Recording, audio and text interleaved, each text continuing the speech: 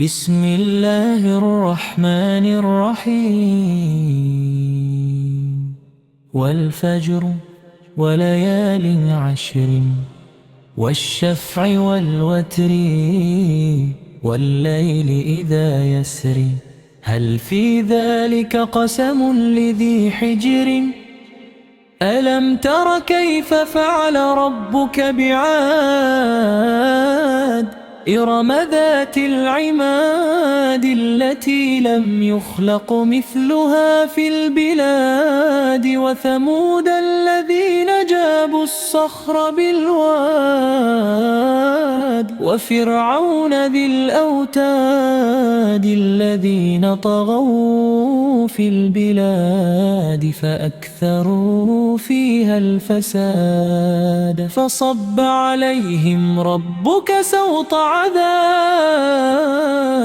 إن ربك لبالمرصاد فأما الإنسان إذا ما ابتلاه ربه فأكرمه ونعمه فيقول ربي أكرمن وأما إذا ما ابتلاه فقدر عليه رزقه فيقول ربي أهانن كلا بل لا تكرمون اليتيم ولا تحاضون على طعام المسكين وتأكلون التراث أكلا لما وتحبون المال حبا جما كلا إذا دكت الأرض دكا دكا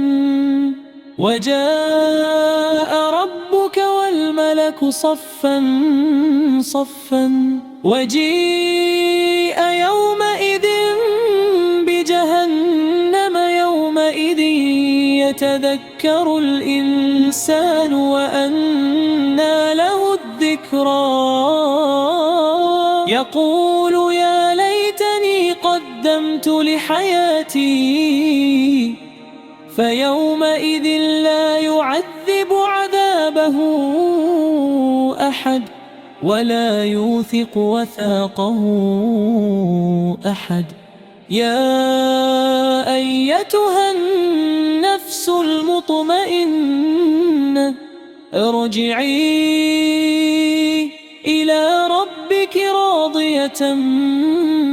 مرضية فادخلي في عبادي وادخلي